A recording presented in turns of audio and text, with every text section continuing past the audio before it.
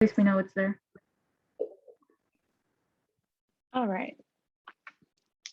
Welcome to Are You Hormonal or Are You Just X, Y, and Z? We're going to talk about sleep. We're going to talk about nutrition, i.e., would you be hungry? Are you stressed? Or are you just sleepy and tired? So we're going to talk about cycle syncing specifically today. Hopefully you've gone back and watched the first and second parts of this series. This is our third and final series where we're going to be talking primarily about cycle syncing, using nutrition, exercise, sleep, and stress management to your advantage, and how using each of these strategies might change and look a little different throughout the hormonal cycle. So let me introduce myself again. If you haven't watched prior, my name is Kyla. I have my master's in nutrition and exercise physiology. I'm a certified strength and conditioning specialist and corrective exercise specialist, and soon to be dietitian. So here we go. All right, so diving into what cycle syncing means. Cycle syncing is a practice of making lifestyle choices that coincide or are based off of what your hormones are doing throughout your hormonal cycle. So we're going to dive into nutrition cycle syncing first. So we've talked about before how your hormones change throughout the month, whether you're in your menstrual cycle, your follicular phase, or your ovulatory phase, or your luteal phase, your hormones are doing some things a little bit differently. And so at different points in your cycle, you may feel more hungry or more moody, or you may feel more bloated. A lot of these feelings or symptoms come back to what's going on with your hormones. So let's talk about a few nutrition strategies that you can use at each of these phases to alleviate some symptoms associated with, for example, PMS, or really just to ease digestion as your hormones are changing, because we know our hormones influence all of these other things in our body. So during our menstrual phase, this is the beginning of your cycle, we want to use some more soothing foods and foods that actually have more unsaturated fats. These are like plant fats. During this phase, you actually do have increased nutrition needs. So if you're dieting, you may notice that cravings and your tendencies towards wanting food may feel heightened. So this would be a bad time to restrict calories. This is a great time to focus on eating really, really nutrient dense foods that you're going to get the most nutrition for your caloric buck, right? So focusing on plant fats like avocado, olive oils, hummus, really great protein sources like fish, salmon, for example, or you could do chicken, you could do eggs, tempeh, tofu, and lean proteins are great choices. During this phase, it may be beneficial to avoid alcohol, caffeine, salty foods, because some of these things can, number one, cause change digestion or cause problems with digestion. It can also influence bloating and cramping. Caffeine has been associated with having more intense cramping during your menstrual phase. And we know that having high sodium foods or high salt added foods can also cause more bloating or just holding water in the body, which can be uncomfortable at times. So as we move into the follicular phase, so after your period ends, then foods that can help you feel really great during this phase, we want to focus on sprouted and fermented foods that are going to help to process estrogen in your body or help estrogen leave the body. We really love kimchi, yogurt at this point, sauerkraut. You can do broccoli sprouts, or you can do like a sprouted grain bread. Also great ways of getting some healthy fats as well as some good proteins in. During your ovulatory phase, you may notice that you are on the move a lot more, your body is moving. We're going to talk a little bit about how exercise is influenced by your hormones at this phase, and also how your exercise can be used to your advantage to build more muscle during this phase specifically. But during the ovulatory phase, we want to focus on having more plant-based foods and lean protein. So you do fruits and vegetables, lots of nuts and grains. Sprouts, again, sprouts are actually a great source of protein, as long as you're not pregnant, which if you are having your period, not exactly happening here, but sprouts are a great source of protein. So again, with the plant-based proteins, again, with the lean proteins, chicken, fish, and so on, during this phase specifically. As we go into the luteal phase, we want to focus more on having some more complex carbohydrates. Those are like high fiber foods. So those can be oats, buckwheat, quinoa, beans.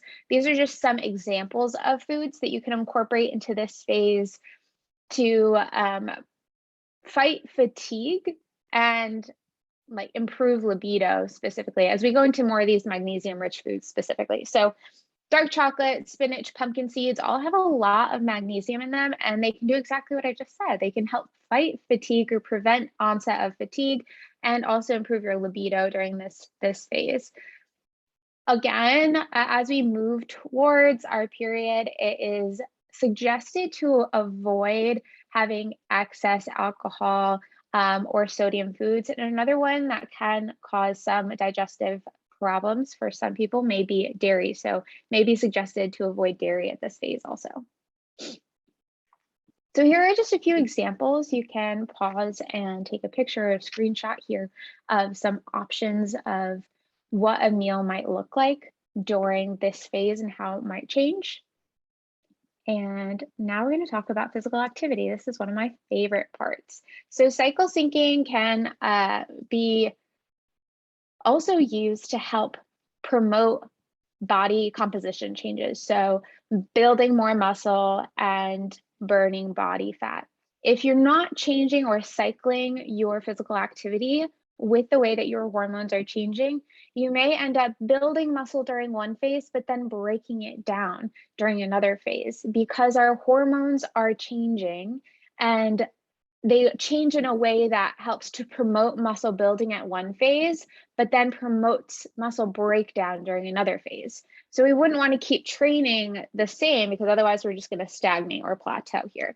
So what we can do is use more lower intensity or lower impact also exercises during, for example, the menstrual phase, follicular phase, and kind of leading out of the luteal phase. You can slow it down. You can turn more inwards, focus on breath work, Pilates, yoga, hiking, more like cardio-based activity as opposed to strength building. Rather, we can focus on the strength building activities during our ovulatory phase and leading into the luteal phase. Now, there's some overlap between these phases, and I would recommend that you keep a notebook or you keep a diary or you track your symptoms or you track your energy levels as you move through the phases to be able to better define or better think about what you could do for your body during this specific day, because we may not know the specific day that we're changing from the menstrual to the follicular phase or from ovulation into the luteal phase, right? But if we think about how we're feeling, how our energy levels, we can choose a workout based on, or choose a mode of physical activity based on how you're feeling. We know that feelings are very often associated with what's going on with hormones, so it can be used as kind of a symptom tracker or a hormonal tracker. So let's talk about what's really happening or what are the hormonal changes going on during each of these phases. So during our menstrual phase, estrogen, testosterone, and progesterone levels are all lower. Now we know estrogen and testosterone are key players in building muscle. So if they're lower, we may have a tendency to break down muscle as opposed to build it. We're just not going to be doing it as much. So using physical activity that's going to promote endorphins or make you just feel good is much better than aiming to build muscle and go very, very hard in the gym at this time, right? So yoga, nature walks, Pilates, something to get out and refresh your body, refresh your mind, and promote feelings of happiness and of relaxation during this time would be ideal. Breathwork is something I highly recommend during the menstrual phase. This helps. There's so many different studies that show working on deep breaths and breath work can really help to improve your circulation, your mindset, also can add years onto your life. So let's dive into what's going on during the follicular phase. As we move into the follicular phase, progesterone remains low, but estrogen and estradiols start to rise. Testosterone levels are still low, but they're going to follow suit with estradiol. So we still want to keep lower intensity workouts, but you can go for a little bit longer hikes, or you could do some like cardio, but maybe a bit longer, or maybe add in a few sprints. You can do some yoga, such as like asana or hatha flows, more flow-based yoga. Still focusing on turning inwards and thinking about how your body is feeling and basing your movement on how you're feeling. As we step into the ovulatory phase, this is where muscle building really ramps up. Our estrogen levels begin to peak, our testosterone and progesterone levels are both on the rise. So our body is primed for building muscle during this phase. You can do more intensive exercise. Perhaps that's weightlifting, perhaps that's spin class, perhaps that's CrossFit or sprints or HIIT. This would be a great time to try those personal bests or go for the higher repetitions, the higher weights in the gym, if that's something that you're working towards. This is a great time to challenge yourself. As our hormones start to change again in the luteal phase, progesterone rises, but estrogen begins to fall, testosterone begins to fall. We can maybe back it off on the challenge level and just maintain consistency in movement. So this can also look a little bit more similar to what we're doing in the menstrual phase, but you can still do the strengthening work. You can still do some strength-focused yoga, maybe Pilates. This is a great time to really hone in on stretching and deep breaths and turning inwards here. Okay. So our last topics are going to be about stress management and sleep hygiene to improve hormonal health. So we just talked about how nutrition and exercise can be used to balance your hormones or improve your hormonal health. Let's talk a little bit about what stress management looks like. So stress management during specifically the times when your body is under the most stress, or in particular when when you're having your period, this would be a great time to practice circular breathing, deep breathing, and maybe try out a meditation on your phone or go to a yoga class, etc. Doing this deep breathing is great for, number one, strengthening your pelvic floor. And number two, it promotes better circulation, more acuity, is that the right word? Better focus with the brain too. So things we love. For managing stress also, it's great to really widen your circle, connect with others, friends, family. This is a great way to manage stress. Talk it out, get a hug, and just enjoying time with other people can help manage stress. And then the last bit I want to talk about here is something I like to call cycle syncing with your schedule. So you can cycle sync your work schedule to help improve productivity and performance. So if we think, just two examples here, but if we think of the time surrounding our menstrual phase as kind of the body's buffering a mode, or it's in its buffering mode, then this is the time that we want to do some more activities or jobs that would involve more like follow-up or research. This is work that's not overly taxing and does not involve you being extroverted. And then when we're moving towards our ovulation, this is a great time to maybe plan for deadlines or plan presentations, plan sales calls. If you own a business, this is a time when you are primed for being very extroverted. And so we want to use that to our advantage, especially when it comes to professional performance. So thinking about the time surrounding your menstrual phase or surrounding menstruation as kind of that reset mode, you can use that time to kind of pull back and do the planning and do the constructive work of a presentation. And then during your ovulation phase, that's when you can plan the presentation or set the presentation date. And you'll know you'll show up to that feeling really great about yourself. You're feeling extroverted. You can answer those questions. Your focus will be heightened. We love that. As it regards sleep, we know that sleep influences our hormones, right? If we are not sleeping well, then our body isn't going into a rest period where it can replenish itself and, for example, build muscle, store memories, reduce stress. If our body isn't able to reduce stress, we're staying in a stressed state. And we have cortisol levels going up, we have adrenaline, norepinephrine, all of those hormones that keep you like go, go, go, go, going are just getting higher and higher. So it's very important that we improve our sleep hygiene to help our body decompress. So, a few tips for improving your sleep hygiene. I specifically wanted to focus on the environment of your bedroom, for example. So we want to keep your room or wherever you're sleeping between about 60 and 68 degrees. Having an outer kind of environment or the air being cooler and then feeling warm within the blanket actually helps you to sleep more soundly. Another great thing you can consider to help your body to relax and decompress is using a weighted blanket.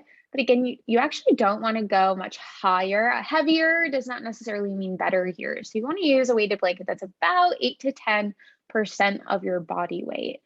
So up next, having clean sheets and also a clear mind can help to improve your sleep hygiene. So it's smart to either jot down all your stressors before you go to bed or write down your to-do list before you go to bed. That way you're reducing all of those other like to-dos, those other stressors before you step into a place where you can be more relaxed. And then lastly, we like to reserve your bedroom or your bed for the two S's. So that does not involve your phone, that does not involve Netflixing. This is just the two S's, which are sleep and sex, and that's it. When we create a space that is reserved for these two things, our brain associates it with only those two things. And so you may be able to fall asleep faster if you don't associate your bed with also staying up on your computer and doing more work, right? Our brain will be able to say, okay, I'm stepping into this place where I always feel relaxed, I always feel really good. And so it can kind of start to settle down. Hopefully this helps. So in summation, when it comes to nutrition, we know our needs are changing throughout the month. Having diet diversity can really help to manage hormonal health, and also changing your nutrition intake with your hormonal cycle can help to help you reach your goals faster and also help to improve hormonal regulation. As it comes to stress, we know that having heightened stress levels is not necessarily the most healthy. So the most we can do to reduce stress or manage stress, the more we can do, the better. That can be deep breathing, that can be bonding and reconnecting with friends, that can be cycle syncing your schedule to manage stress too. As it pertains to sleep, improving sleep hygiene can help us to reduce stress stored in the body and help us handle situations in the coming day better. So we want to give ourselves about 8 hours of sleep opportunity and make sure that our bed is a place that's reserved for sleep. As it comes to exercise, we know that as our hormones are changing throughout the cycle, your body's response to stress or ability to respond to stress also changes. So if you can vary your workout plan with your cycle, or to align with your cycle, then you can achieve better results or the results that you're looking for much faster, and also help to prevent PMS symptoms or overtraining. So that's everything that I have for you today. Thank you so much for tuning in.